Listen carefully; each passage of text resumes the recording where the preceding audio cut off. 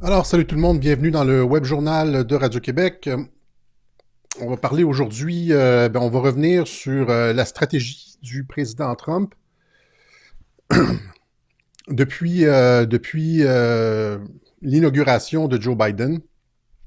Alors, je sais qu'en Europe, il y a beaucoup de personnes qui ont déjà lancé la serviette, mais on va voir dans ce web journal que les choses ne sont pas comme elles semblent. Donc, ce que je vais faire essentiellement, c'est que je vais poursuivre sur ce que j'avais construit depuis l'inauguration.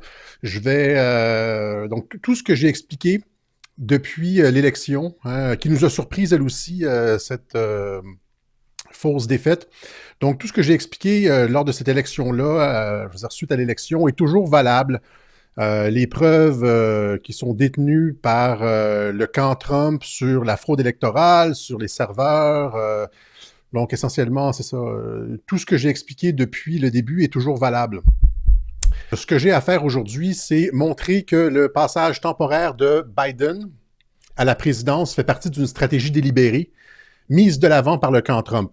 Donc ça, c'est le premier objectif. Donc c'est le fait que Joe Biden passe un certain temps à la présidence, c'est voulu par l'administration Trump. Et deux, expliquer là où les raisons pour lesquelles cette stratégie particulière a été retenue par le camp Trump.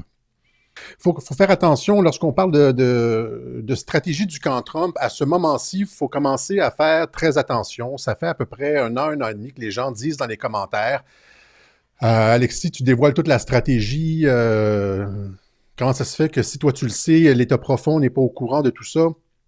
Eh bien, ils ont commencé à réagir. Et maintenant, il y a ce qu'on appelle une rétroaction médiatique sur les propos qu'on tient sur Internet. C'est-à-dire que vous le savez, depuis maintenant au moins 6 mois, si c'est pas plus, les médias ont les projecteurs braqués sur notamment QAnon et sur tout ce qui se passe sur Internet en ce qui concerne le président Trump. Ils étudient les moindres tweets, les moindres propos, etc. Et ça fait l'objet d'articles de journaux. Ça passe au journal télévisé, même ici au Québec. Je veux dire, ils ont parlé dans des émissions là, de mes tweets, etc. Donc, et c'est retourné contre nous. Donc, il y a une rétroaction médiatique sur ce qu'on fait dans nos web journaux. Et donc, il va falloir faire attention à partir de maintenant à ce qu'on dit sur Internet et tout ça, parce que c'est remâché par les médias, transformé et retourné contre nous. C'est peut-être la dernière fois que je vais parler dans l'ensemble de la stratégie du président. Je vais dire ce que j'ai à dire ici, et puis après ça, il faut être patient, on analysera d'autres choses. Voilà. Alors, donc, j'ai titré ce web journal Le chef-d'œuvre parce que je pense que, a posteriori, ça sera retenu. Ce qui s'est passé dans la séquence 2016-2021 sera retenu dans l'histoire comme une des plus grandes opérations de contre-espionnage, hameçonnage, une des plus grandes opérations militaires, la plus grande opération militaire peut-être du 21e siècle.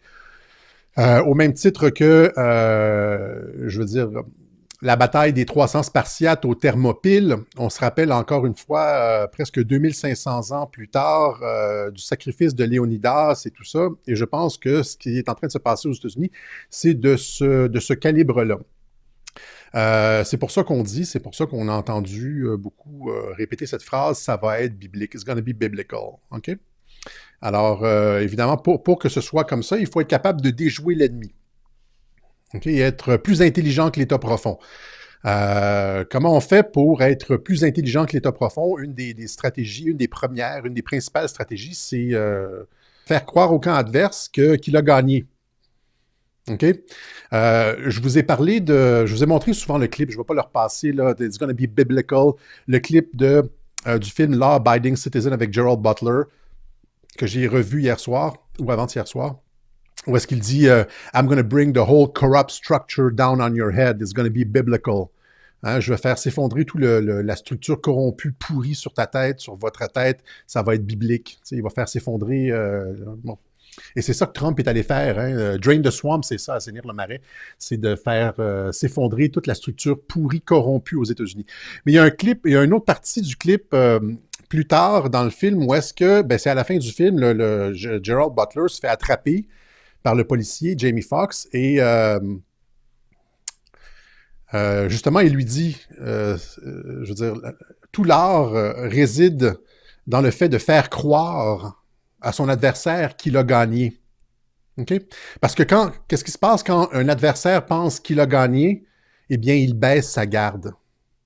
Tu sais, mettons, il y a eu des opérations militaires comme ça partout dans l'histoire de l'humanité, c'est-à-dire que tu fais semblant d'abandonner une ville, mais en fait, tu as laissé des forces à l'intérieur de la ville, et quand les forces ennemies commencent à festoyer la victoire, avec les forces que tu as laissées à l'intérieur, tu les attaques pendant qu'ils dorment, pendant qu'ils sont sous, etc. L'histoire du cheval de Troie, c'est la même chose.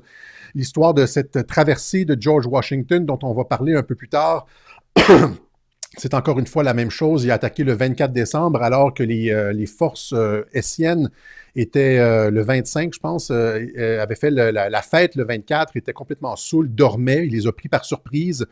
Et donc, c'est toujours ça. On laisse croire à l'adversaire qu'il a gagné. Même les Russes ont fait la même chose à Stalingrad. Hein, ils ont laissé les Allemands prendre Stalingrad, puis ils les ont encerclés, etc. Est-ce que c'était une victoire pour les Allemands de prendre Stalingrad? La réponse, c'est non. Voilà, et donc, je vous montre le clip où est-ce qu'il dit à la fin, un film que Mike Flynn a sûrement vu, puisqu'on nous l'a servi à toutes les sauces, où est-ce qu'il dit que tout l'art réside dans le fait de faire croire à l'adversaire qu'il a gagné, parce que, comme je l'ai dit, à partir du moment où est-ce que l'adversaire a gagné, il arrête d'être en état d'alerte, il arrête de regarder, de se surveiller. Vous savez, qu'est-ce qui se passe quand il y a une caméra sur vous? Eh bien, vous faites attention, etc. Quand vous pensez que vous êtes plus surveillé, quand vous êtes chez vous, par exemple, vous vous promenez en petite culotte, etc., vous êtes détendu. Ouais, c'est ça un peu le principe ici. Alors voilà. Donc, on fait croire au camp adverse qu'il a gagné, que c'est lui qui est en train de mener le jeu. Et ce que je vous ai expliqué depuis un an et demi, c'est que Trump et Flynn, ceux qui sont derrière toute cette stratégie-là d'hameçonnage de l'État profond, ne fonctionnent que de cette façon-là, et on ne voit pas comment, dans ce cas-ci, ça ne serait pas exactement comme ça. Alors, Trump n'a pas concédé la victoire. Trump n'a pas encore concédé la victoire. 2, Trump n'a pas sérieusement contesté l'élection malgré les preuves accablantes. Toute cette preuve de fraude électronique a été présentée après l'inauguration de Joe Biden par Mark Lindell. Vous comprenez qu'il n'a rien fait avec ça avant, c'est complètement ridicule. 3, Trump a dit à plusieurs reprises « We caught them all ». Il l'a dit lors de la fraude électorale, on les a tous attrapés. Il l'a dit aussi pour tous les crimes qu'ils ont commis avant, la trahison, etc. « We caught them all ». The fake news, the Comeys of the world, all of the bad things that went on. It's called the swamp. And you know what happened? And you know what I did? A big favor. I caught the swamp. I caught them all. Let's see what happens. Nobody else could have done that. Nobody else could have done that. Alors, il dit « We caught them all ». OK? Donc, Trump a mis en place des programmes above top secret de continuité de gouvernement sous de faux prétextes. Ça, c'est le point 4. OK? C'est ce dont j'ai parlé la dernière fois. Quand je parle de programme de continuité de gouvernement, c'est pas que Trump est nécessairement encore en train de diriger les États-Unis en secret et tout ça, c'est pas ça, là. C'est-à-dire que, compte tenu de la fraude électorale, il n'y a pas de gouvernement constitutionnellement élu aux États-Unis. Ni le Congrès, ni le Sénat, ni la présidence ne sont constitutionnellement élus aux États-Unis. À partir du 20 janvier, les États-Unis se retrouvent sans gouvernement constitutionnellement élu. Pour ceux qui ont vu la preuve, si l'armée a vu la preuve de la fraude électorale, il n'y a effectivement pas de gouvernement constitutionnellement élu. Et là, qu'est-ce que tu fais dans ce temps-là? Il y a comme un flou. Il y a plus de structure administrative pour les États-Unis. C'est dans des instances comme celle-là que l'armée a reçu des ordres pour la continuité des opérations. C'est-à-dire que l'armée peut laisser Joe Biden jouer sa pièce de théâtre, jouer dans son carré de sable, mais à l'intérieur de certaines limites, et si Joe Biden dépasse ces limites-là, l'armée est appelée à intervenir, et l'armée peut aussi continuer des opérations. Étant donné qu'il n'y a pas de gouvernement constitutionnellement élu aux États-Unis à partir du 20 janvier, l'armée n'est pas obligée de répondre. Il n'y a pas de chaîne de commandement. Vous comprenez, avec l'administration Biden. C'est-à-dire que l'armée peut mentir à Biden, l'armée n'est pas obligée de lui donner les informations, n'est pas obligée de révéler les programmes. Vous comprenez? Donc, l'armée est en mode, Joe Biden a volé l'élection. En plus de ça, c'est un agent chinois. Ils le savent, ils ont les preuves.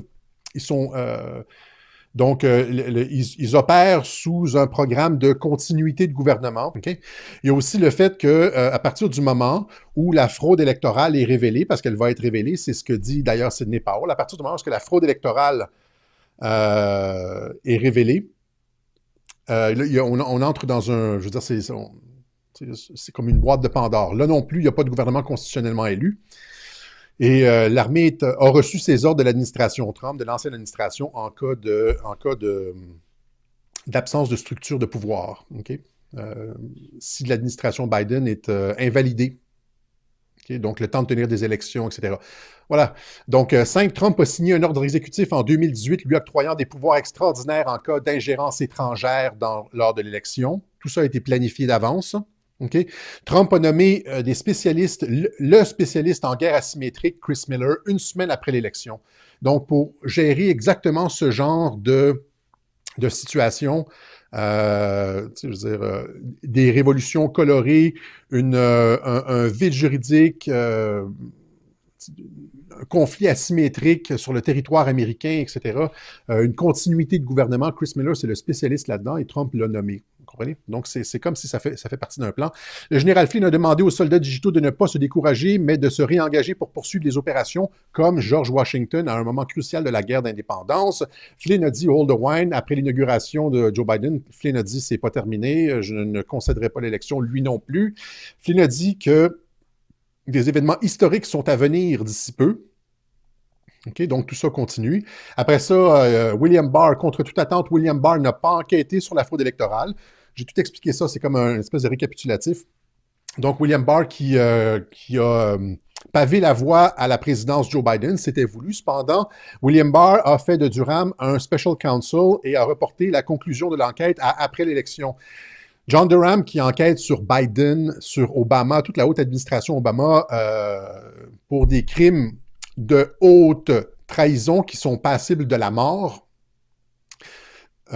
William Barr a tout reporté après l'élection, donc a empêché Durham essentiellement de... Il l'a dit, je pense, dans des conférences de presse, je ne veux pas que Durham dépose son rapport dans la période avant l'élection, puisque ça serait une ingérence du département de la justice dans le processus électoral. Donc, il a tout reporté à après l'élection et il a pris soin de faire en sorte que John Durham, l'enquêteur spécial qui enquête sur la trahison, les crimes de l'administration Obama, soit protégé et ne puisse pas être envoyé par l'administration Biden. Il a fait ça avant même l'élection. Donc, c'est comme s'il savait à l'avance qu'il allait avoir une présidence Biden.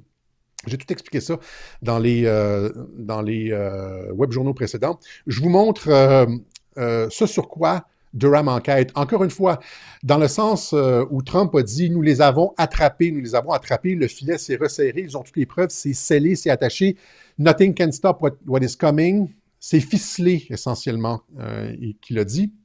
Il a dit aussi, il a parlé de trahison et de peine de mort pour ceux impliqués là-dedans. Et là, vous allez comprendre la gravité de la situation.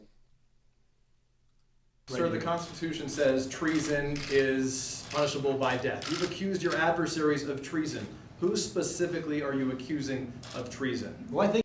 Donc, le journaliste dit, vous avez accusé vos adversaires. Ça inclut Barack Obama, Joe Biden, l'administration Obama, là, James Clapper, Comey, etc. Vous les avez accusés de haute trahison. La Constitution stipule que les personnes coupables de trahison sont passibles de la peine de mort. À qui faites-vous référence? A number of people, and I think what you look is that they have unsuccessfully tried to take down the wrong person. Alors, ils ont pas été capables de... Ils s'en sont pris à moi, ils sont tombés sur un os. Hein, ils s'en sont pris à la mauvaise personne. Parce qu'il les a attrapés. We caught them all. Comprenez? Look at Comey, if you look at McCabe, if you look at probably people higher than that, if you look at Strzok... Comey, McCabe, people higher than that, ça c'est Biden et Obama. Alors, and we caught them all. OK, voilà. Donc, William Barr qui a fait en sorte que tout ça se prolonge jusqu'à l'après-inauguration de Biden. Il y a une raison à ça, on y arrive. 9, à de nombreuses reprises, l'armée n'a pas offert le protocole habituel réservé au président des États-Unis à Joe Biden. Pourquoi l'armée n'a pas offert le protocole normal habituel à Joe Biden? Eh bien, parce que Joe Biden, l'administration Biden n'est pas constitutionnellement élue, ne représente pas un gouvernement constitutionnellement élu au sens de la Constitution des États-Unis. L'armée a les preuves de la fraude et de la compromission de Joe Biden. Pensez juste au laptop du fils de Biden, où est-ce que la trahison de son père est admise là-dessus, plus toutes les enquêtes du département de la justice qui ont été ouvertes. On le sait, il y a maintenant 1 an et demi sur Joe Biden et son fils. Comprenez, 10, il y a le général Milley, nommé par Trump, qui a assuré que l'armée américaine défendrait la Constitution des États-Unis coûte que coûte. Washington est sous occupation militaire. Et là, Trump et son fils et plein de personnes dans son administration, la veille de l'inauguration de Joe Biden, disent « The best is yet to come ». Comprenez? « The best is yet to come ». Donc, tout ça vous indique qu'il y a quelque chose qui se passe, il y a quelque chose qui se trame, mais on ne peut pas le dire, OK? On peut pas, ils peuvent pas. La seule chose qu'ils peuvent faire à ce moment-ci, c'est faire des clins d'œil. OK? Donc, en termes de clins d'œil, il y en a eu beaucoup. Il y a eu toute cette histoire de la traversée du Delaware par George Washington pour une attaque complètement folle qui a pris par surprise l'armée anglaise, les forces hessiennes, les mercenaires allemands de l'armée anglaise. Un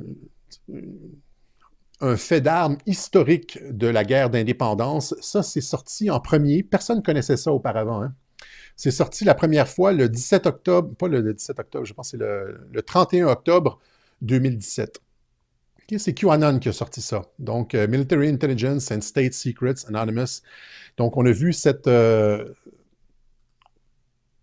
31 octobre. On a vu cette fresque présentée la première fois par QAnon, et ça, c'est devenu comme un peu le symbole de cette opération de reconquête des institutions américaines par une alliance entre l'intelligence militaire, l'armée, certains éléments de l'armée, patriotes, contrôlés par les patriotes, et la population générale, le soldat digital. Donc, c'est la première fois dans l'histoire qu'on a ce genre d'alliance militaire civile dans des opérations de reconquête, de conflits asymétriques à l'interne. OK? Donc, 31 décembre 2017, Q montre cette image.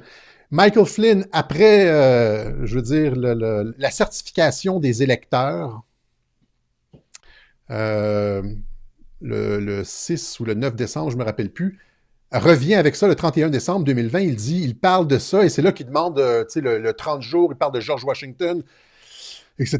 Et donc, il fait référence, il fait un clin d'œil à cette fresque, cette opération présentée par Q il y a 3 ans auparavant. Après ça, Mike Pompeo tweet ça ici le 19 janvier, c'est-à-dire la veille de l'inauguration de Joe Biden. Même chose, il retweet la même image, c'est la même opération qui est en cours. Voyez-vous la continuité dans l'opération?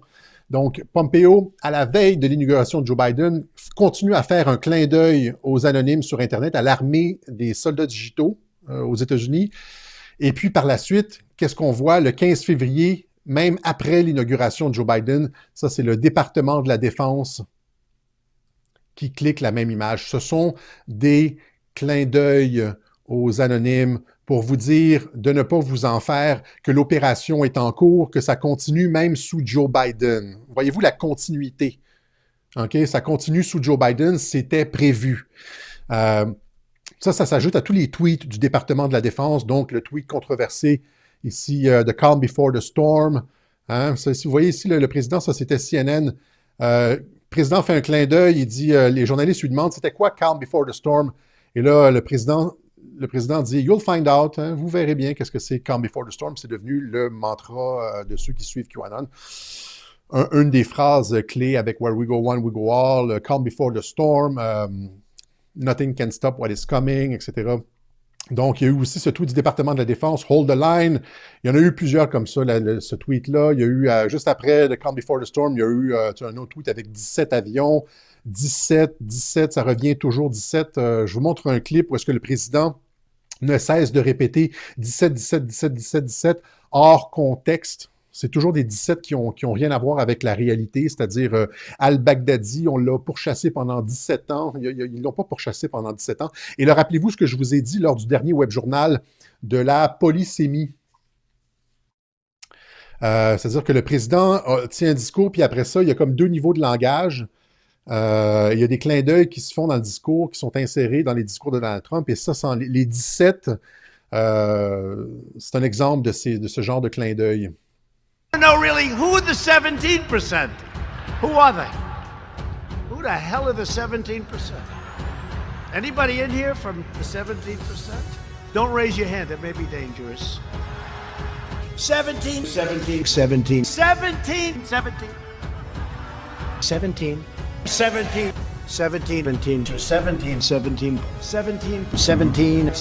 17, 17, 17, 17, 17, 17, 17. So I think I might have been in Washington 17 times in my life. 17, 17, and 17, 17, 17, 17. 17, 17, 17, 17, 17, 17, 17, 17, 17, 17, 17, 17, 17, 17, 17, 17, 17. I've spoken to him 17. Alors, ça continue comme ça pendant des minutes. La plupart de ces 17 sont des 17 qui sont hors contexte. Ce sont ce que j'ai appelé des clins d'œil aux anonymes. Tout le monde sait que l'administration Trump fait des clins d'œil à sa base sur Internet. C'est sa base qu'il fait lire, ses soldats digitaux, etc. On reviendra là-dessus une autre fois pour étayer ça plus en détail. Mais il y a aussi, juste encore une fois, après l'inauguration de Joe Biden, la porte-parole de la Maison-Blanche, Kayleigh McEnany, qui retweet ça le 24 janvier, donc après l'inauguration de Joe Biden. Elle va dans le sens de la continuité, elle aussi. C'est un autre clin d'œil. Je vous montre. Qu'est-ce que vous voyez quand vous regardez le clip qu'elle a retweeté?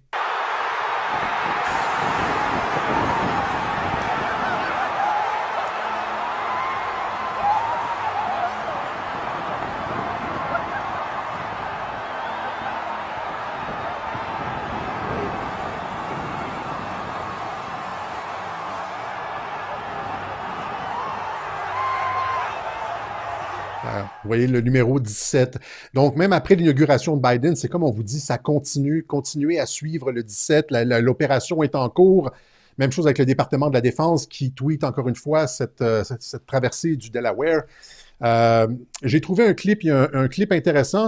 Pour ceux qui veulent regarder un film historique, il y a ça ici que j'ai trouvé, The Crossing avec Jeff Daniels. C'est un film que vous pouvez trouver paradoxalement sur YouTube. Si vous tapez The Crossing sur YouTube, vous allez tomber sur la version complète du film. Allez sur YouTube. Et justement, on voit un Jeff Daniels en George Washington qui prépare cette opération complètement folle de traversée de la rivière Delaware en plein milieu de l'hiver pour aller attaquer les forces, les mercenaires les plus aguerris européens de l'autre côté, les mieux préparés. Et donc, j'ai un petit clip du film pour vous ici. Je vous montre ça immédiatement. C'est exactement comme Gérard Butler, il dit, leur supériorité sera ce qui les fait tomber, their undoing, ce qui les fait... leur supériorité causera leur perte. Donc, ils se sentent tellement confiants que c'est ce qui va leur faire perdre la bataille, leur surconfiance. Their training has not prepared them for an attack of this nature. They will be roused from their beds and we will not give them time to achieve the formations with which they are comfortable. Leur entraînement ne les a pas préparés pour le type d'attaque qu'on va produire. Une attaque surprise de nuit, le soir de Noël, etc. Donc, c'est un conflit asymétrique. On propose ici une offensive complètement folle dans un conflit asymétrique et c'est la seule façon de s'en prendre à un ennemi aussi puissant que les forces hessiennes. I fear for your sanity, General. I fear that you are no longer fit for command. How dare you! No, sir! I fear for your sanity. Je pense que vous avez perdu la boule générale. Vous avez perdu you're not fit for command. Vous avez perdu la légitimité de commander. Vous n'êtes plus apte au commandement. Parce que le plan de Washington est complètement fou. Je veux dire, c'est un plan bric-à-brac qui n'a pratiquement aucune chance de réussir. Et c'est exactement ça. Ça ici, ce dont Flynn parle, ce dont Mike Pompeo, ce dont le département de la Défense nous entretient, même après l'élection de Joe Biden. On nous parle d'un plan complètement hors norme afin de défaire un adversaire complètement lui-même ou c'est un adversaire hors norme, un adversaire qu'on n'a jamais vu, un État profond, transnational, qui contrôle, qui a des taupes partout, qui contrôle les médias, qui contrôle des pans entiers de l'administration de différents pays. Vous comprenez, c'est un adversaire imbattable. Tout le monde le dit, Trump a perdu parce que l'État profond est trop fort. Oui, c'est vrai, l'État profond est absolument... c'est une entité monstrueuse. Mais comment défaire un adversaire aussi formidable? Ben, justement, exactement de la façon dont ils l'ont dit, en lui faisant croire qu'il a gagné, comme le dit Gerald Butler, et aussi, je veux dire, en l'attaquant de façon, en pensant, en révolutionnant complètement tous les principes de la guerre, du conflit, OK? Avec une nouvelle forme d'unité. Général Flynn a inventé une nouvelle unité, le soldat digital. Ça n'existait pas avant. Tu sais, dans les jeux vidéo, là, t'as des améliorations, comme dans Civilisation, tu as des améliorations d'unités. Et là, General Flynn vient de produire une unité qu'on n'avait jamais vue nulle part sur le champ de bataille, le soldat digital. Une forme de conscription des citoyens sur une base volontaire. La conscription, généralement, c'est obligatoire, mais là, c'est une conscription volontaire de citoyens qui s'engagent dans les opérations digitales sur le champ de bataille numérique. Donc, ils ont changé complètement toutes les règles. OK? Et c'est comme ça qu'ils peuvent défaire l'adversaire dans ce genre d'opération complètement inusitée en changeant complètement toutes les règles. Et ceux qui analysent la politique de Donald Trump depuis le début sur la base de règles conventionnelles, sur la continuité des administrations précédentes, Biden, Bush, Clinton, Barack Obama, etc., tombent constamment dans des pièges conceptuels. Ils ne sont pas capables de bien interpréter Donald Trump parce que Donald Trump révolutionne complètement non seulement la façon de faire la politique, mais les opérations militaires. OK? Avec cette opération qui est en cours, dont le département de la Défense nous disait encore une fois le 15 février qu'elle fonctionnait. Wink, wink. Il y en a qui n'ont pas compris le clin d'œil. Vous comprenez? Ils nous ont donné plein de clins d'œil. Les The Best is yet to come, le soir...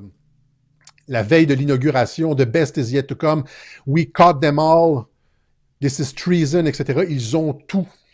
OK? Et ça continue. OK? Ça, c'est comme Jacques Villeray dans Dîner de con. Tu sais, Jacques Villeray dans Dîner de con, il comprend pas la situation. Tu sais, on peut lui faire des clins d'œil, puis il comprend pas. Tu sais, là, tu fais des clins d'œil, puis il comprend pas, là, il saisit pas la situation. Il y a des personnes, présentement, surtout en Europe, dans la dissidence, qui ont lancé la serviette sur Donald Trump, là, dit c'est terminé, etc. Ils n'ont pas compris les clins d'œil, et donc, ils ne comprennent pas, ils n'ont pas le sens pour comprendre, je veux dire, je dirais pas le billard à trois bandes, mais la complexité, le contexte stratégique actuel. Voilà, c'est ça. Ils ont pas saisi le contexte stratégique présentement aux États-Unis qui nous permet d'interpréter qu'est-ce qui se passe là. Et ils ont lancé la serviette malgré tous les clins d'œil qu'on leur faisait. Ils ont juste comme pas compris là. Ils disent Biden, etc. Non, c'est pas Biden, c'est temporaire. Et il y a une raison pour laquelle. Et donc, on y arrive donc au deuxième point. Il y a une raison pour laquelle Biden doit être là un certain temps. Et ça fait partie, justement, de ce genre d'opération et de changer les règles du jeu. De penser l'impensable. De penser à l'extérieur de la boîte. Hein? De révolutionner complètement la façon de faire la guerre. Nous autres, on ne comprend pas ça. Hein? Pour nous, ce qui est important, c'est de bien manœuvrer dans le trafic, les personnes ordinaires, là, de voler la place de stationnement au supermarché d'une personne, etc. Tu sais, on pense petit, mais en termes de... Les généraux, comme le général Flynn, pensent en termes de révolution du contexte stratégique. Et c'est ce qui est en train de se produire aux États-Unis. Donc, changer complètement tous les paradigmes, toutes les règles, créer...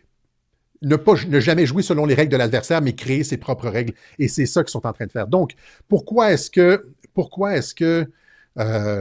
Biden, on le laisse à la présidence? Je l'ai déjà mentionné dans les autres web journaux. C'est parce que Trump ne peut pas apparaître comme quelqu'un qui je veux dire, dans le contexte social américain actuel, là, un président qu'on a traité de Hitler, de dictateur, je veux dire, qu'on malmène dans les médias, sur lequel on ment, on dit qu'il était un agent russe, etc. Dans le contexte actuel, l'État profond a tellement les projecteurs braqués sur Donald Trump qu'il ne pouvait pas déclencher une enquête sur ses adversaires politiques et les arrêter sous son mandat. Comprenez? Déjà, quand on parle de rétroaction, justement, rétroaction dans la guerre de l'information, on a souvent parlé de l'influence des généraux sur l'administration Trump. Trump est le premier président qui avait 3 généraux, dont 2 généraux de Marines dans son armée, dans son administration, c'est-à-dire chef de cabinet, ministre de la Défense, etc. Ça s'est jamais vu. Donc, je l'ai dit à Martineau, au franc-tireur, je dis c'est une opération de l'intelligence militaire. Et là, qu'est-ce qui s'est passé quand ça devenait clair que l'État profond se rendait compte que, oui, bon, les généraux travaillent avec Trump, etc. Il y a eu une opération en coulisses. Quand ils ont regardé les messages de QAnon, il y a de l'intelligence militaire opère sur Internet, créer des soldats digitaux, etc. Là, ils ont commencé à mettre tous les médias du monde entier pour essayer de bloquer le phénomène de la population qui se réapproprie l'information et qui mettent en échec la machine de propagande médiatique. Tout ça, c'est une opération de l'intelligence militaire, probablement de Mike Flynn. Mais ils ont aussi, quand ils se sont rendus compte que c'était une opération de l'intelligence militaire, ils ont commencé à dire que Trump, allait faire un coup d'État. Hein, qu'il allait utiliser pour faire un coup d'État. Donc, vous vous rappelez tout ce que, quand j'ai fait les web journaux, où est-ce que je disais ça se dirige vers les tribunaux militaires, etc., etc. Oui, c'est toujours le cas, sauf que ça peut pas se passer sous une administration Trump.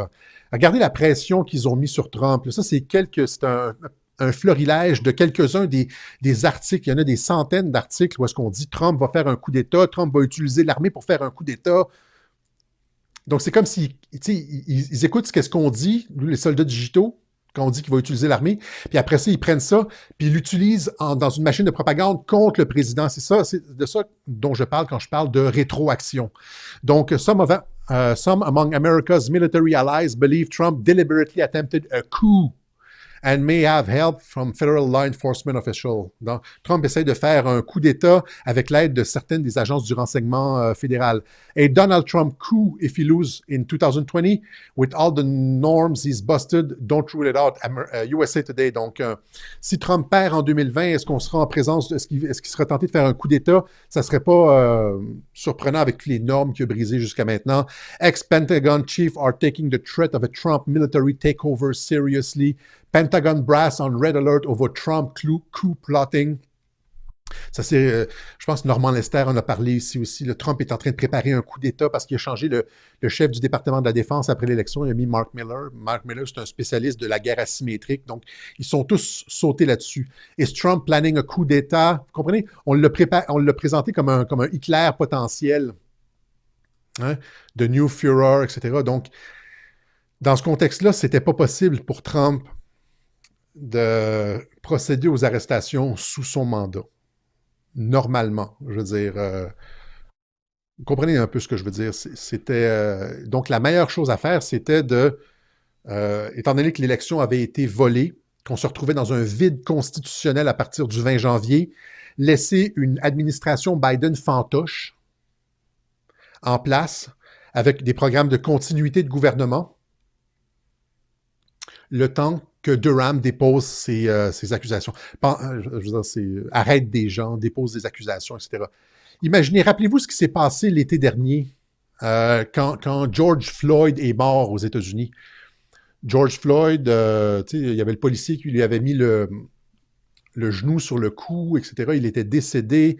Et là, le rapport du coroner, du médecin légiste, avait dit que c'était la drogue. Il était il était très intoxiqué, donc c'est la drogue qui l'avait tué. C'était pas la pression exercée par le genou n'avait pas aidé, mais c'était pas ça la cause. Je pense que c'est ça qui était dans le rapport d'autopsie.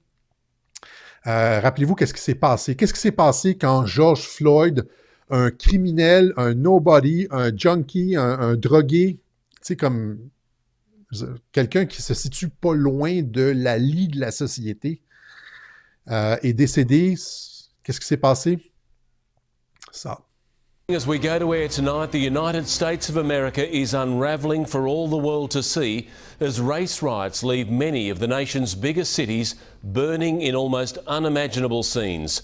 Across the country, police are in the line of fire, facing the rage of protesters following the death of a black man at the hands of officers. The wave of violence has now washed across 29 cities.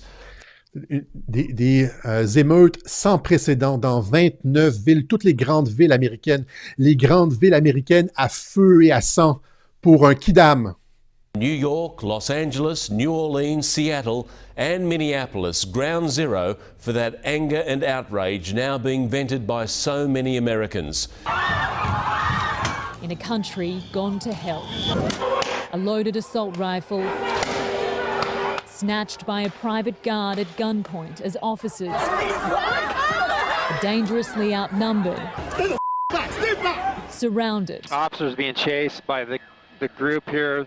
Their cars on ground.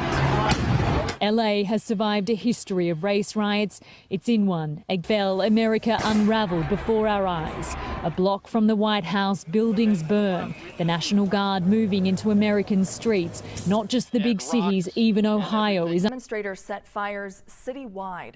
A curfew put in place from 8 p.m. until 6 a.m. did not deter the crowd. Small businesses were set on fire as police marched in, trying to calm violent overnight in the City of Angels. Aggressive crowds met police head-on, the protests turning into a street brawl with authorities.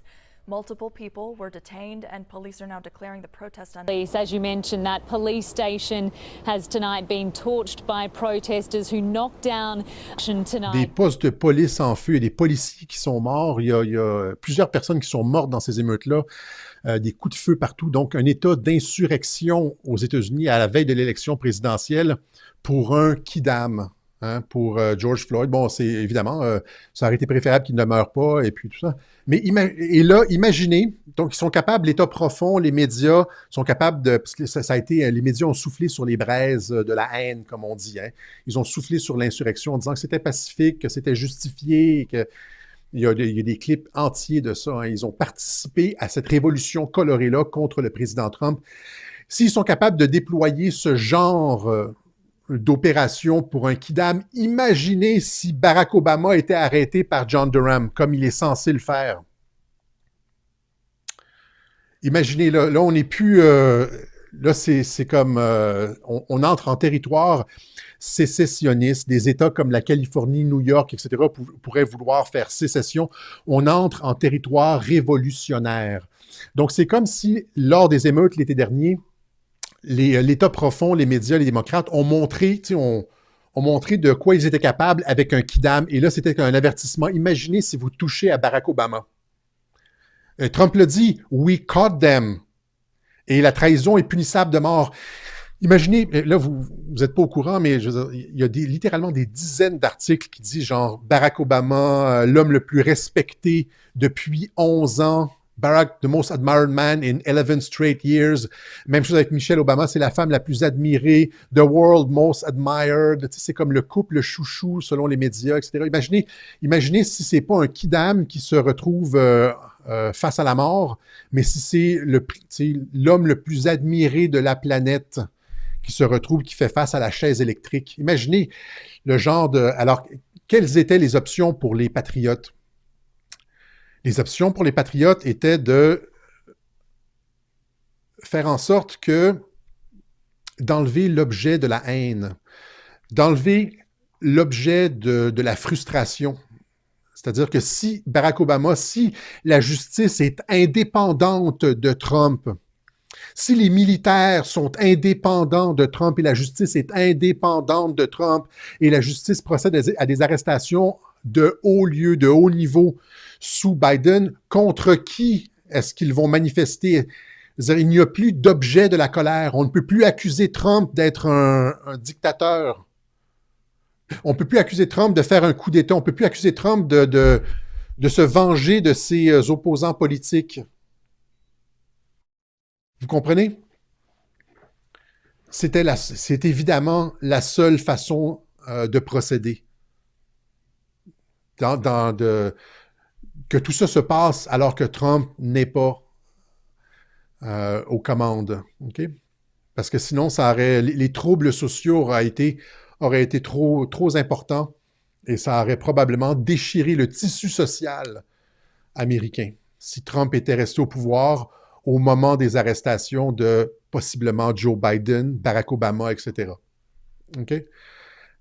Donc, la seule façon était de se soustraire temporairement à la vindicte ou à la colère populaire lorsque ces événements très impopulaires allaient survenir, tout en mettant de l'avant un programme de continuité de gouvernement sous de faux prétextes, en prétextant la COVID, là, pour garantir la sécurité des États-Unis, je veux dire qu'il y a une structure d'autorité, de contrôle lors de l'effondrement du tissu social aux États-Unis lors de ces arrestations-là. Vous comprenez un peu où est-ce qu'on s'en va. Voilà.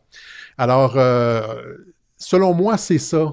Quand on parle de ça ici, là, l'opération, c'est ça. Et ça inclut, elle est fantastique, cette opération-là. Et je le répète, c'est un chef-d'œuvre parce qu'elle est complètement révolutionnaire. Elle a changé complètement, y compris les unités qui sont déployées sur le terrain, que la stratégie utilisée, elle a pensé, penser à l'extérieur de la boîte. Et c'est la raison pour laquelle elle va fonctionner et la raison pour laquelle les adversaires, nothing can stop what is coming. Rien ne peut arrêter ce qui s'en vient parce que tout a été prévu en donnant à l'état profond aux adversaires la corde pour se pendre. Durham est protégé. Durham est un incorruptible. Ils ont tout sur eux. We caught them. Durham a toute la matière. L'armée est là en backup qui va défendre la Constitution. Et c'est Joe Biden qui va prendre la merde. Voilà. C'est ma théorie. Je veux dire, c'est mon interprétation de ce qui se passe. Je pense que c'est ce qu'il y a de plus sérieux comme analyse de la situation présentement, lorsqu'on prend en compte tout ce que j'ai énuméré précédemment, tous les clins d'œil de l'administration Trump, tous les procédés, les déclarations de Flynn, les manœuvres de William Barr, le fait que Pence ait certifié le vote parce que c'était souhaitable. Voilà. Et surtout que, donc, le meilleur est à venir, comme ils ont dit, le meilleur est à venir parce qu'ils vont tenir leurs promesses. Trump est fidèle à ses électeurs et va tenir promesse. Le marais va être assaini dans une opération d'ampleur biblique. OK? Juste aussi mentionner que, je ne l'ai pas mentionné, là, mais que le fait de quitter sans se battre comme ça, vraiment, ça ne fait pas partie ni de la personnalité de Donald Trump, ni de Michael Flynn. Cependant, le genre d'opération que je viens de décrire, ça représente totalement les méthodes qu'ils ont utilisées depuis le début de la présidence.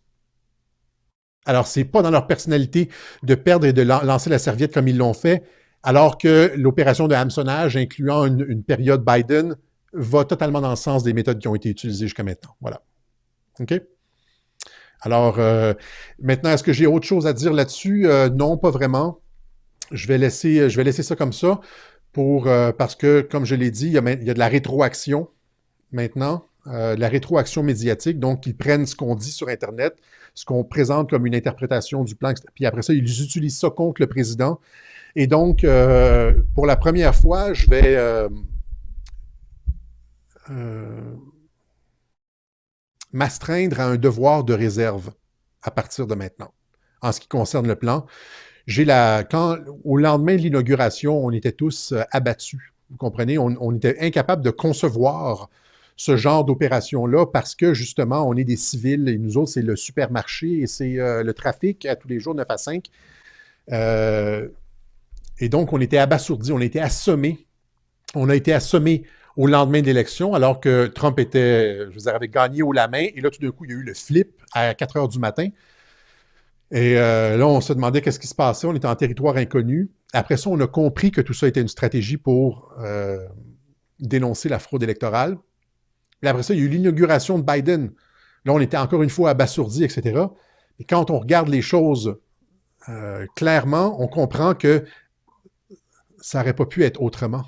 Et que les gens qui ont développé ce plan-là sont des génies militaires. Et c'est pour ça que On appelle ça le chef-d'œuvre. Et ça, c'est une peinture hein, d'un auteur américain qui a justement qui appelle ça masterpiece et qui dit qu'elles sont à vendre, les toiles sont à vendre. Là, et il dit justement qu'il considère que l'administration Trump sera reconnue dans le futur comme ayant été un chef-d'œuvre. Okay, ça fait référence à ça. Donc, le chef-d'œuvre, une opération militaire d'ampleur biblique, je veux dire, sans précédent dans l'histoire de l'humanité, complètement inusité, qui va rester pour les siècles à venir. Voilà. Est-ce qu'on a autre chose? Je pense que c'est tout ce que j'avais pour vous. Pensez, vous vous rappelez, là, lorsque Robert Mueller a déposé son rapport, à quoi tout le monde s'attendait? Quand Mueller a déposé son rapport là, en 2019 sur, est-ce que c'était en 2000? Ouais, c'est en 2019, sur la collusion avec la Russie, tout le monde pensait que le Special Counsel, Robert Mueller, allait passer les menottes au président Trump. Or, on savait que c'était vide, cette histoire de collusion avec la Russie. On le sait, c'était le dossier Fusion GPS, c'était un tissu de mensonges. Toutes les agences, y compris le FBI, l'ont tous reconnu. C'est sorti maintenant. C'était fabriqué par l'administration Obama pour attaquer Trump. OK? C'était donc un tissu de mensonges. Ils ont essayé d'arrêter le président des États-Unis avec un tissu de mensonges, avec la collaboration des médias et des agences de renseignement contre le président. Le président avait juste l'intelligence militaire avec lui. OK? Et là, qu'est-ce qui se passe? Eh bien, imaginez, John Durham va faire exactement la même chose, mais avec Joe Biden, sauf que cette fois-ci, ça va être avec du solide. Alors, quand Durham va procéder à des arrestations, ça va être avec du solide. Et ça inclut potentiellement Joe Biden. Exactement comme Mueller était censé arrêter Trump, Durham a la possibilité d'arrêter Joe Biden, Barack Obama, au moins tous les hauts échelons. Trump a dit, hein, ils sont coupables de trahison, ils ont tout sur eux. Coupables de trahison, McCabe, Brennan, Clapper, toute la gang. Susan Rice, tout ça. Voilà.